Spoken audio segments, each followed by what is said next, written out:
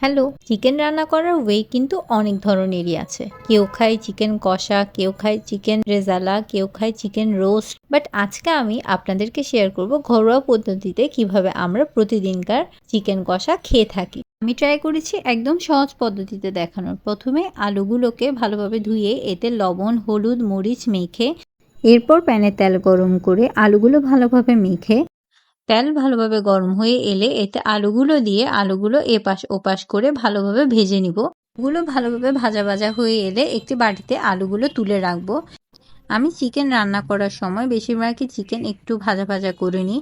আপনারা চাইলে এই স্টেপটি স্কিপও করে যেতে পারেন। আমি চিকেনগুলো নুন, হলুদ আর মরিচের গুঁড়ো ভালোভাবে মেখে এরপর তেলে হালকা একটু শ্যালো ফ্রাই করে নিয়েছিলাম। তেমন একটা ফ্রাই না করলেও চলবে, জাস্ট একটু শ্যালো ফ্রাই করে নিলেই চিকেনগুলো হয়ে যাবে। তারপর আমি আলুর পাত্রে চিকেনগুলোকে তুলে রেখেছিলাম। আলু এবং চিকেনগুলো আগে থেকে একটু শ্যালো ফ্রাই করে রাখলে রান্না করার সময় অনেক তাড়াতাড়ি একটু সিদ্ধ হয়ে যায় বলে আমার ধারণা। শ্যালো ফ্রাই যে তেলে করেছিলাম ওই তেলের মধ্যেই একে একে লবঙ্গ, দারচিনি দিয়ে এতে পেঁয়াজ অ্যাড করে খানিকক্ষণ একটু নাড়িয়ে চাড়িয়ে এতে একে একে আদা বাটা, রসুন বাটা, পেঁয়াজ বাটা, জিরা বাটা সবগুলো দিয়ে ভালোভাবে মিক্স করে নিতে হবে। ভালোভাবে একটু কষানো হয়ে গেলে মশলাগুলো আরও ভালোভাবে কষানোর জন্য আমি এতে খানিকটা পানি অ্যাড করেছিলাম। পানি অ্যাড করে একটু ভাজা ভাজা আর কষানো হয়ে গেলে আমরা গুঁড়ো মশলাগুলো সব দিতে থাকবো। প্রথমে আমি এখানে হলুদ গুঁড়ো, লাল মরিচের গুঁড়ো, ধনিয়ার গুঁড়ো, জিরার গুঁড়ো, লবণ সবগুলো ভালোভাবে মিক্স করে নিব।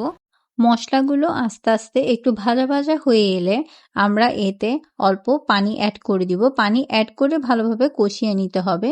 আমি এখানে মরিচের গুঁড়ো অ্যামাউন্টটা একটু বেশি দিয়েছিলাম কারণ আমি ঝাল পছন্দ করি। আপনারা চাইলে কমও দিতে পারেন। তারপর মশলা কষানো হয়ে গেলে আগে থেকে ভেজে রাখা মুরগি আর আলুগুলো সব দিয়ে দিব। তারপর ঢাকনা দিয়ে কিছুক্ষণ রেখে দিব। কিছুক্ষণ পর ঢাকনা তুলে আমি চিকেনগুলো হালকা নাড়িয়ে নিব। এরপর এতে আমি এক্সট্রা পানি অ্যাড করব। আমি কিন্তু প্রথমে এক্সট্রা পানি অ্যাড করিনি, প্রথমে কষিয়েছিলাম এরপর এক্সট্রা পানি অ্যাড করেছিলাম। তারপর এতে আমি গরম মশলার গুঁড়ো এবং দুটো এলাচ দিয়েছিলাম। তারপর ভালোভাবে নাড়িয়ে কিছুক্ষণ আঁচে রেখে আমরা এতে একে একে কয়েকটি কাঁচামরিচ অ্যাড করে দিব। কাঁচামরিচ অ্যাড করার পর ঢাকনা দিয়ে কিছুক্ষণ রেখে দিব। কিছুক্ষণ দমে রাখার পরই আমাদের চিকেন কষা রেডি হয়ে গেল।